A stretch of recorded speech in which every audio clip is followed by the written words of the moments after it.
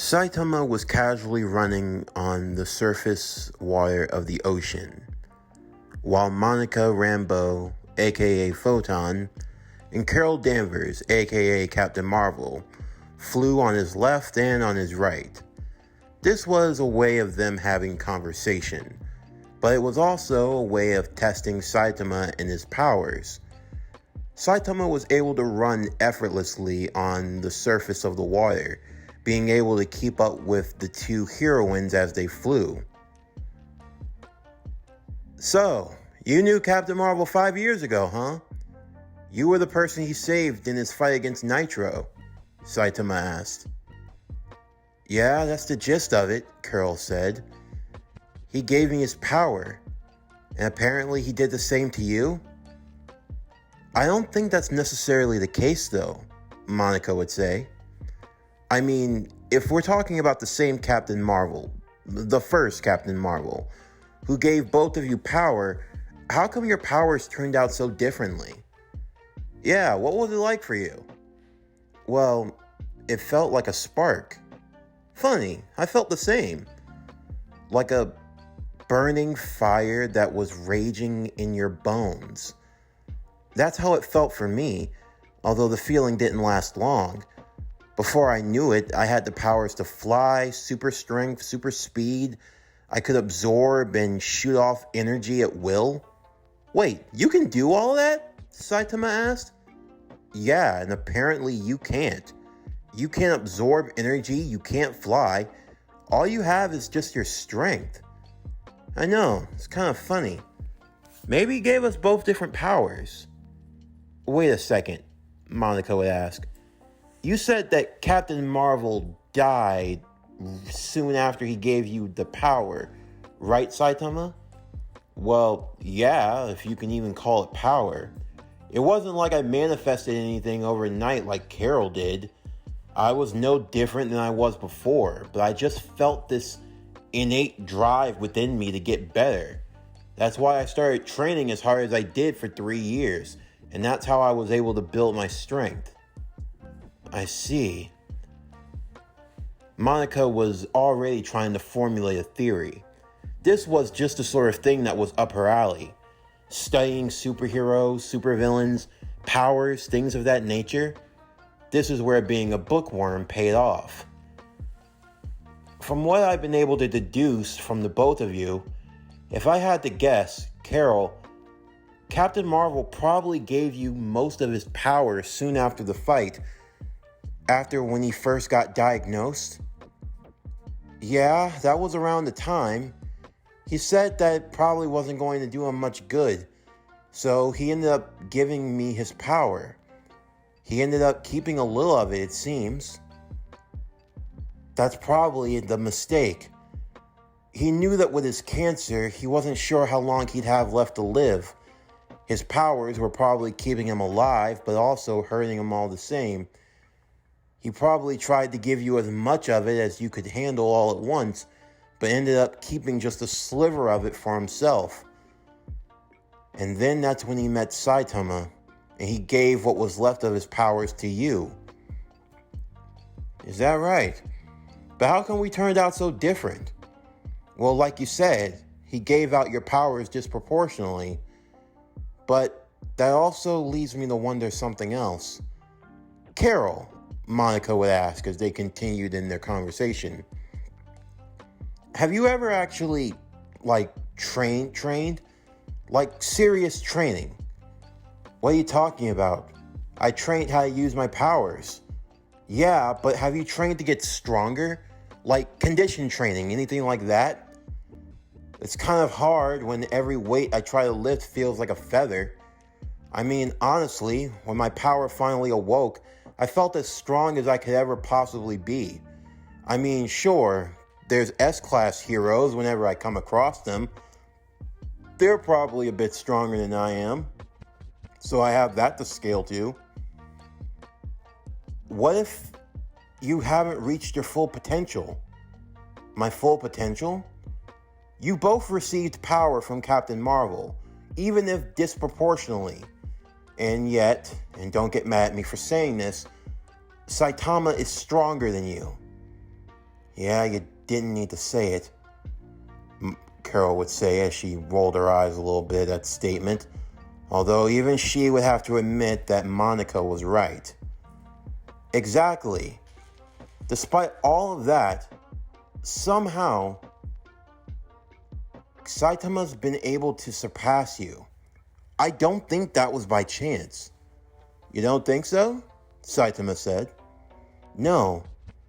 Here's what I'm thinking, at least a theory for what happened. Captain Marvel got into his fight with Nitro, absorbing a lot of that toxic radiation from his self-explosion. He ended up developing cancer. Because he met Carol, he thought that he found a successor, and so he gave her most of his power. I have to venture and say he gave Carol around, I want to say 95%, and kept 5% for himself. That was keeping him alive, and with that, he just retired. So I have 95% of Captain Marvel's power. Yes, at the time. At least that's how strong he was. But with Saitama, at least from what I've been able to see, it's obvious that if he hadn't been caught in that explosion, if he had simply kept training, he probably could have been stronger. My guess is, and this is the theory that I'm going with, Carol, you've been stagnating with your power for so long. You were already so powerful from the get-go, and, well, through no fault of your own, because you were able to jump to the A class of heroes, you haven't really had to try to push yourself to any higher of a level. Meanwhile, Saitama had to start from the ground up. He had no choice but to work with the power. You both describe it like a spark, like a fire. I guess if a better way of putting it, Carol, you started with a campfire that was already well lit and gave you all the warmth you needed. Meanwhile, all Saitama had was a little match. He had to put the effort into building up all of that firewood. Then, when he used his match to set that wood ablaze, it ended up making a way bigger fire than yours. So what exactly are you getting at? Carol would ask. What I'm saying is that you should, in theory, have potential to get on Saitama's level. The only problem is that while Saitama's been spending his years training and getting stronger, you haven't been putting in that much effort. You started off at a higher level to begin with. And so because of that, you haven't really tried to level up or at least match to what Saitama's gotten to. This gave the two heroes a lot to think about. For Carol, she was almost in disbelief. When her powers first manifested, keep in mind, she was originally just an ordinary human.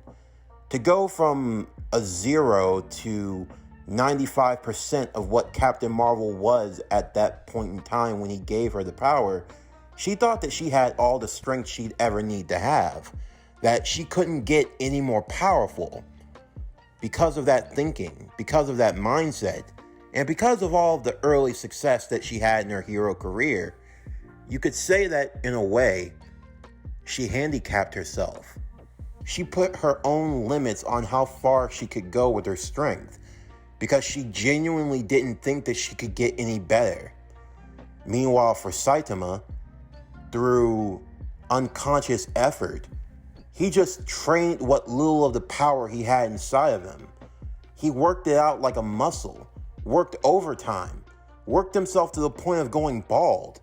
And because of that, he took the power to new heights.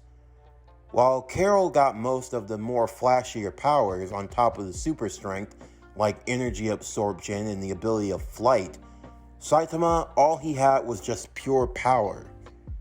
It was actually pretty scary. If Saitama had inherited any of the other abilities that Carol had, then he could truly be a force to be reckoned with, a real danger in the hero community. In the meantime, Genos and Kamala were back at home. Saitama had left off to go and have his conversation with Carol and with Monica, and they didn't really feel like they needed to get involved. They were still focusing on how they could level up their skills in their training as well. It was a rainy day in the City Z zone, and there wasn't really much else to do. Not like people were going to commit crimes in this weather. Although, from that meteorite that Saitama had destroyed, there was something else that came along with it. Unbeknownst to them at the time, it came in the form of mutated creatures, sea creatures traveling on a meteorite who fell into the watery depths of the ocean and were able to grow in size and in strength.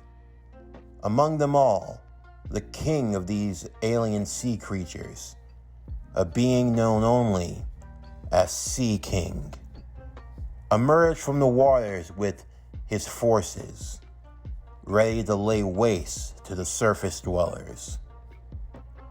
All heroes would be called into action, including Kamala and Genos. By the time they arrived on the scene, the Sea King had already laid waste to the heroes that had come before, among them being a lowly hero by the name of Moomin Rider. He was just an ordinary guy that rode on a bike, mostly busted up a lot of low-level criminals, street thugs, and punks, but he was beloved by his community. Despite not having the powers and abilities like many of his well-esteemed heroes in the hero community, he still put forth effort. Moomin Rider wasn't someone who was looked down upon, at least by those who knew their worth. Hero society was a tricky thing, as I've said before. There were those who got into it for the right and the wrong reasons. But in the end of the day, the only thing that mattered were the results. Moomin Rider was commonly nicknamed King of the D. Many people could take that joke many different ways, but essentially what it meant was that when it came to D-list heroes, Moomin Rider was the best of the best. However, because of his limited power, he'd never be able to crack into the C rank. At least if he did, he'd be dead last.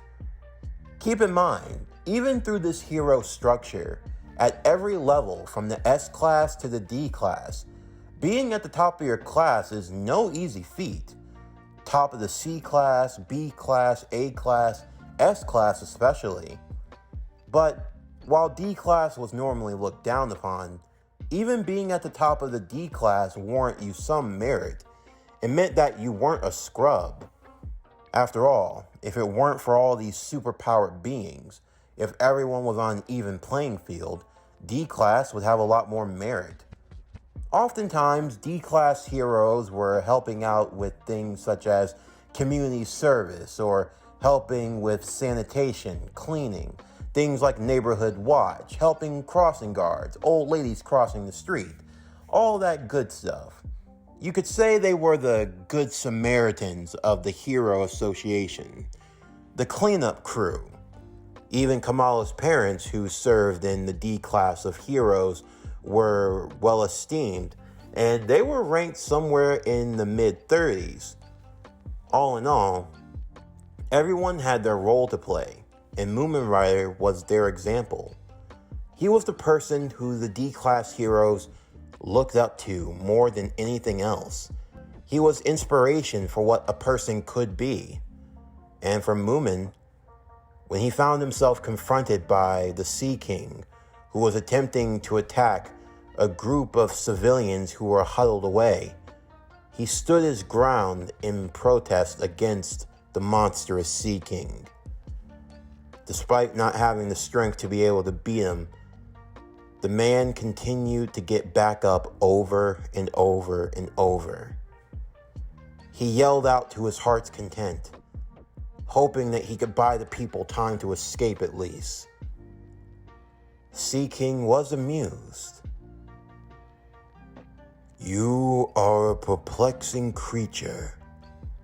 Despite not having the power to face me head on, you still continue to get up, time and time again. Why? Why do you persist? It's pointless to try and resist me. You don't stand a chance. Your skills would be better suited in running away. After all, who would blame you? You're in a losing effort. Why continue to struggle?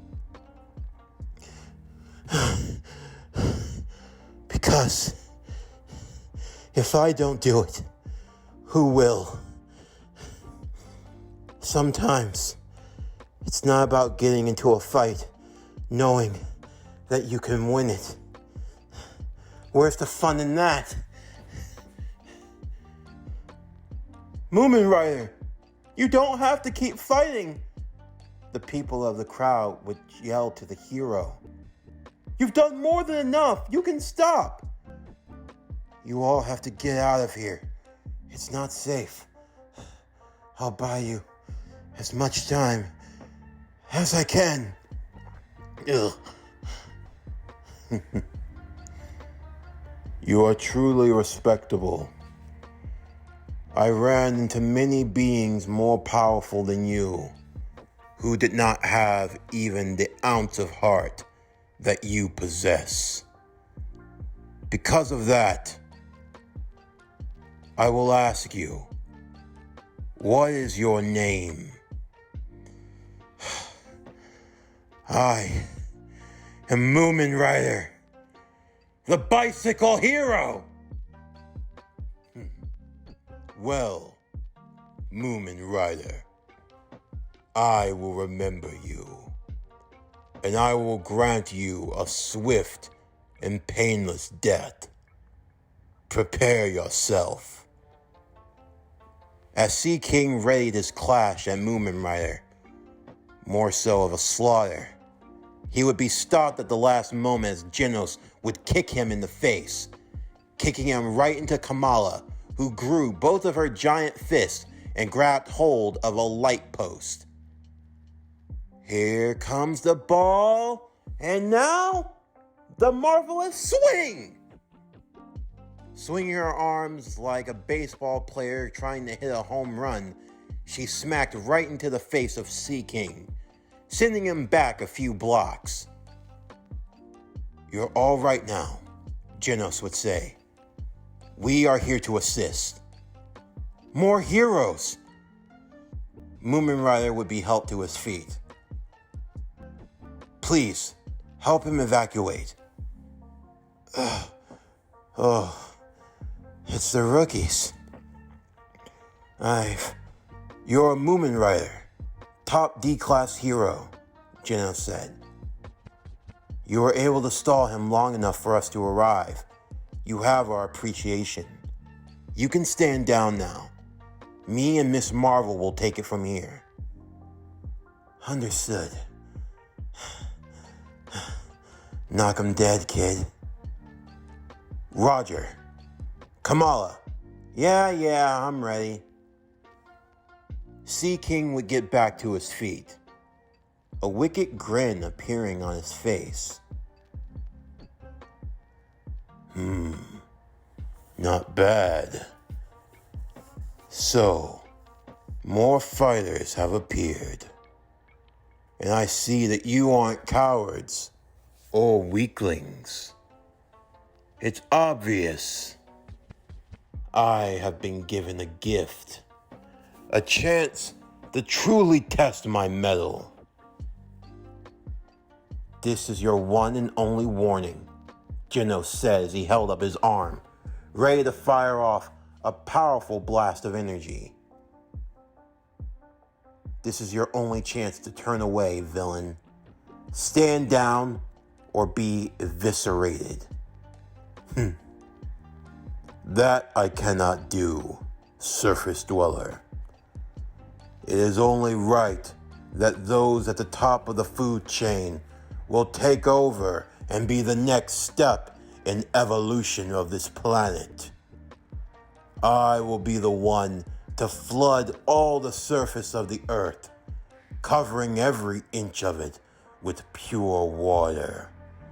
I will drown away the sins of humanity, and I will wash away all who dwell above once and for all. This planet will become nothing but one giant ocean in which I, the Sea King, shall rule. I'm sorry, Genos would say, but I'm afraid that you and your ambitions end here. We will not fail. Yeah, what he said, Kamala chimed in, the two of them ready for a fight as they engaged with the Sea King. Meanwhile, as Saitama was continuing his travels with the ladies, they were continuing their discussion about the powers of both Saitama and Carol, as the both of them were trying to deduce their connection to Captain Marvel, with Saitama coming to learn a lot more than he originally knew. Wait a second, so you're telling me that the old man wasn't from Earth? No, he never told you that? I'll be honest, he really didn't tell me anything. All he did was save me from a crab monster, gave me the little bit of power he had left, and then he croaked. Sorry, I didn't mean to say it so bluntly. It's fine, Carol would say. It's just that I never really got a chance to see him again. After he gave me the powers and, well, walked me through a bit, he just upped and vanished. You were a sidekick, weren't you? Yeah, but it wasn't long. Even after he gave me the power, he still had his. He just stayed around long enough to show me the ropes. I went by Miss Marvel back in those days. But soon, before long, he passed on the name of Captain Marvel to me, and he said his goodbyes and just vanished. I just wish I could have been there for him. I just don't know why he would leave like that, and perhaps he was just trying to spend his final days in peace and quiet. Although, judging from the way he acted, he probably didn't expect to live as long as he did. Once he figured it out that he had a little bit of power left, he was probably trying to figure out how best way to get rid of it. He didn't want to just hand it off to some rando. Although, I guess he ended up doing that anyway. No, Carol would say. I don't think it's random at all. It's not random that he chose you. I can understand. I can see exactly why he would choose you to take what was left of his power. In the grand scheme of things, he probably thought that it would just make me slightly stronger. Probably good enough to get into the D or maybe the C ranks. But you're more than qualified to go into S rank though, Monica would say. You have the power. It's just that you lack the, well, subtlety and finesse that comes with the Hero Association. By the way, who actually runs the Hero Association? It's run by a committee. They were founded during the initial waves of, well, monsters that came about. Superpowers came at random a long time ago through various means, whether it be scientific, magical, from the lower depths of the underground to the cold, murky space above. Everyone and everything all conglomerated together. And ever since then, the Hero Association has been trying to keep the order, to try to keep all superpowered beings in check. Well, that might very well be, but still, I don't think they're doing very much of a good job. No, and that's something we can agree on, Carol said, with a bit of venom in her voice. She was not fond of the way Hero Society had become. Don't get me wrong, she still looked up to the cause, and she wasn't against it. But you could just say that there was a golden era of heroes, a time when the association actually stood for principle, when it actually had meaning and merit. Along the way, you could say that they kind of lost the plot of things. They lost what they were truly fighting for. Sponsors, money, all that good stuff, and good old-fashioned corruption crept its way into the system. It all started slowly but surely when people started bribing and seeking favor to move up in rank, often doing things just for the pose of a camera and not for the good of the people. On top of all of that, there were kickbacks. There were those who were in it for their own gains. Heroes who only fought in battles that they knew they could win. Otherwise, the fear of losing would plummet their popularity. And then there was that damned ranking system. A system that could punish you just for doing the right thing. Saitama was living proof of that. The guy could have easily have been put in S rank, but because of the finalities of how he destroyed a meteorite, he didn't even jump out of a C class. Of course, maybe that was for the best. We didn't want people just getting promoted on power. That wasn't a good idea either. But at the same time, public opinion, stigma, all of those things played a factor in their hero world. It was all a mess. It was something that Carol would have hoped to change. And now she was coming to learn that maybe she wouldn't have to change it on her own. It was just then that Monica would get the call, as she looked to the two urgently. Change of plans. We need to turn back around ASAP. Why? What's up? Our city's under attack by sea monsters. Sea monsters? Apparently they were on that meteorite that you destroyed, Saitama, Monica would say. And it seems like two of your proteges are in the thick of things. What? Genos and Kamala? What's up? They're in a fight with the Sea King right now. At least that's what it's calling itself. It's on a rampage. We need to hurry. The two girls would fly into the air before making a massive U-turn, as Saitama, on a dime, would quickly bolt back ahead of the both of them, leaving them in the dust as he was heading straight back home. It was also another fearful sight for the both of them. Up until now, they were all keeping pace, believing that they were all on the same level. But just as quickly, Saitama reminded them that there were different levels to this, and that he was in a level all of his own.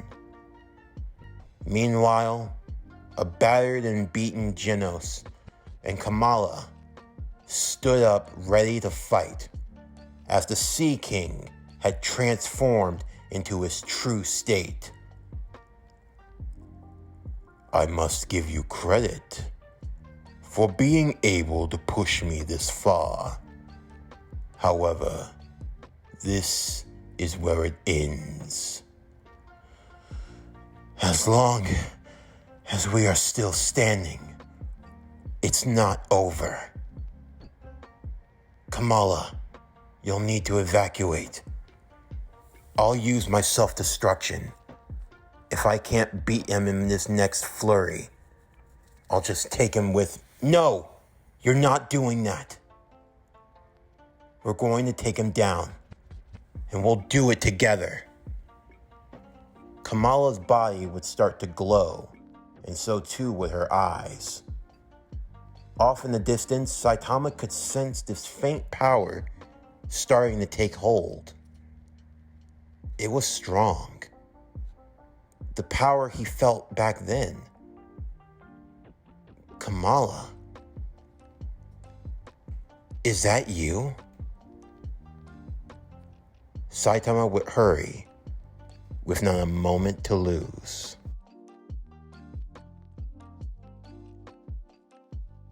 This concludes One Punch Man, Cosmic Crusader, What If Saitama Was Captain Marvel, Season 1, Part 5.